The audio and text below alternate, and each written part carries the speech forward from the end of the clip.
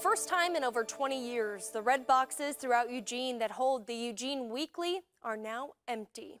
Good evening and thanks for joining us. I'm Kendall Bartley. Brandon Cameraman is off tonight. Earlier today, the Eugene Weekly announced that it was the victim of embezzlement.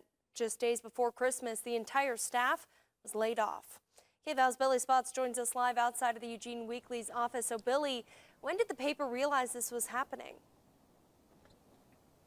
Well, Kendall, you summarized it perfectly. This happened roughly a week before Christmas. Now, that is when they discovered that they had been embezzled. And I did reach out to EPD to confirm that they had received a theft complaint on December 19th. Now, and as you mentioned, for the first time in 20 years, the paper will not be in print. Again, that has not happened since the early 2000s. However, according to a statement published on their website, the Weekly says that many vendors who they work with hadn't been paid in months, and employees paying into retirement accounts had found that the money hadn't arrived where it had meant to. Now, the total damages aren't known yet, but it's coming out to thousands and thousands of dollars as of now. We spoke with the editor-in-chief of the paper to learn more and hear her initial reactions after finding out about the embezzlement. Gutted. Betrayal, definitely. We're a small business. You base your business on trust and the trust in the community has in you and that you have in the people that are around you.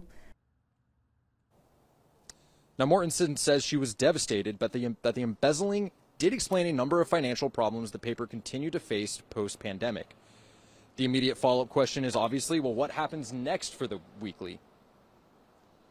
I know for me, my short-term goal is to get a paper printed. I don't see it happening next week, but the following, because for one thing, our advertisers value it and need it, and our readers, it's what they look forward to.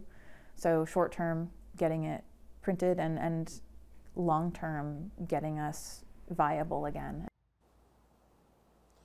Now, according to the statement, the Weekly released its publisher has agreed to print the paper again, but only if it's paid up front. Now, a link to the paper's full statement is available on our website. We'll continue to follow this information or the situation as it further develops. I'm Billy Spotz reporting from the Eugene Weekly's offices. Back to you, Kendall.